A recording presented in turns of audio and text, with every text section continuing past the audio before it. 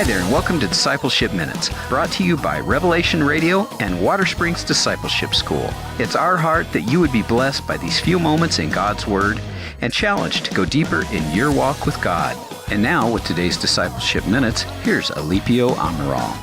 When I was 5 years old, growing up on the big island of Hawaii, I was riding my bike outside our cul-de-sac, and I was hit by a truck that was going 50 miles an hour in a 25 mile an hour zone. That truck hit me, catapulted me 25 feet in the air, hitting a stop sign when I landed head first.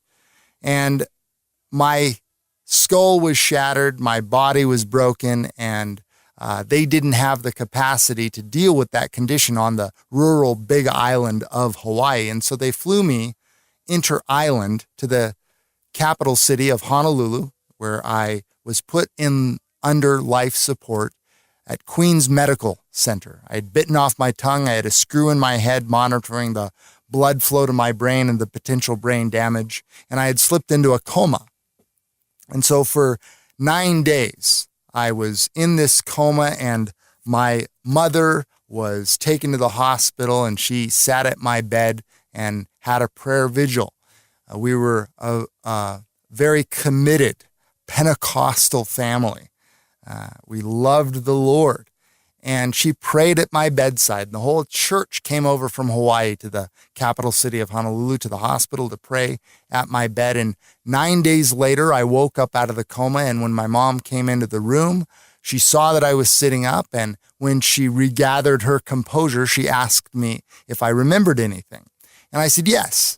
God told me he wanted me to tell people how he healed me. That was the third thing that I said. Before that, I said some sarcastic comment about it taking her a long time to get into the room. And after that, something about getting something to eat around that hospital. And the third thing I said was what God had spoken to me while in a coma. So she took that thought, stuck it in her pocket, and we left the hospital on Christmas Day. 2 months I had been in.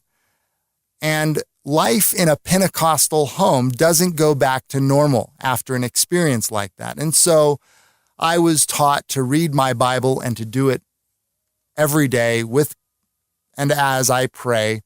And so I did. And as I got into my teenage years, I began to rebel against the Lord and do things my own way for some years. And then when I was about 18 years old, I recommitted my life to Christ and immediately did all that I could to serve him, commit my life and my ways to him. And he, in his grace, brought me into a place where I get to share the gospel constantly. From the time I was 5 years old until the time I was 18 years old, I was in over 15 car accidents that flipped cars over, cars that blew up, cars that lost their brakes going straight into parked cars at 50 miles an hour. You name it. I've been in it. And I was explaining this to someone once in Austria, and they asked me, do you think God was trying to tell you something? And I said, yes. Yes, he was trying to tell me that he hadn't given up on me.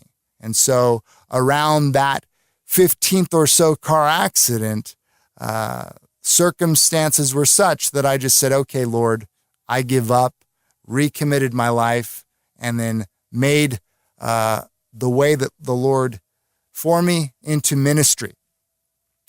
And now I get to preach the gospel. Sometimes challenges, difficulties, trauma, tragedy, upset, heartache, problems, storms of life can be tremendous platforms for sharing the gospel. It was in my life. It was in Paul's life. Paul was on his journey to his final destination, Rome, and he was in a boat surrounded by unbelievers. Unbelievers and Paul, as they sailed together to Rome, his final destination, he warned them and said, yeah, we shouldn't go. It's going to get bad. Well, he's a tent maker. They're sailors. They know he doesn't know a thing about water or boats or sailing.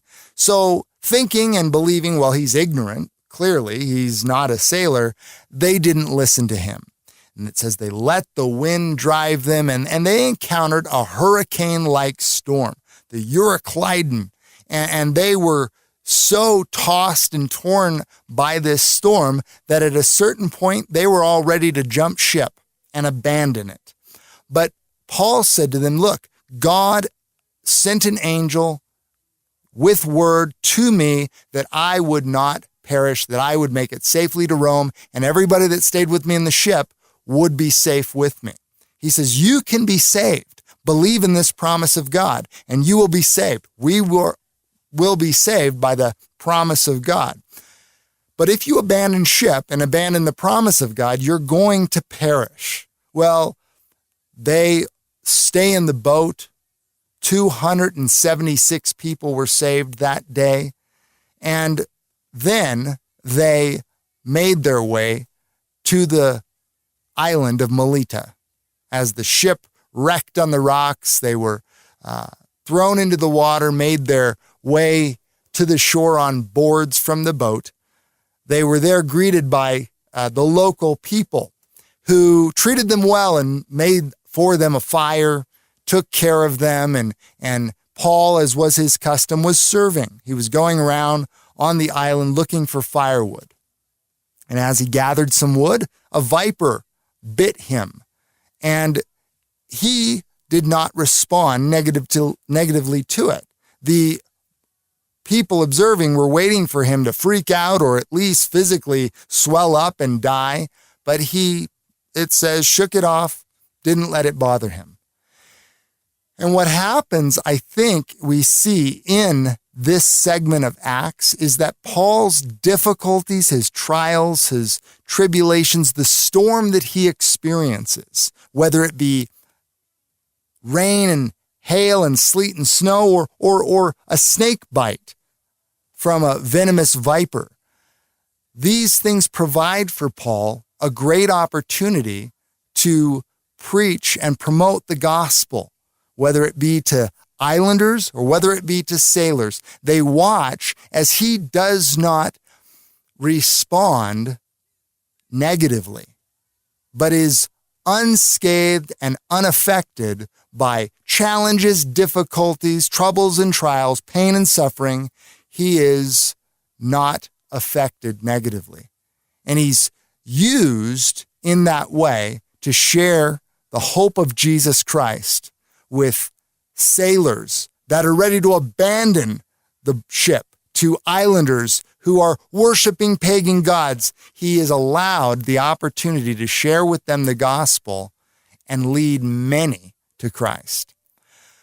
God allows us to encounter storms, to go through challenges, difficulties, traumas, and troubles so that we can utilize those as platforms to share the hope that is in Jesus Christ.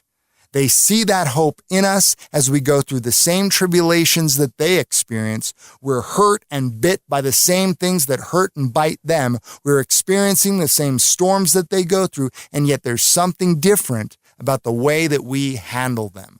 The hope that we have in Jesus. Thanks for listening to Discipleship Minutes, brought to you by Water Springs Discipleship School and Revelation Radio.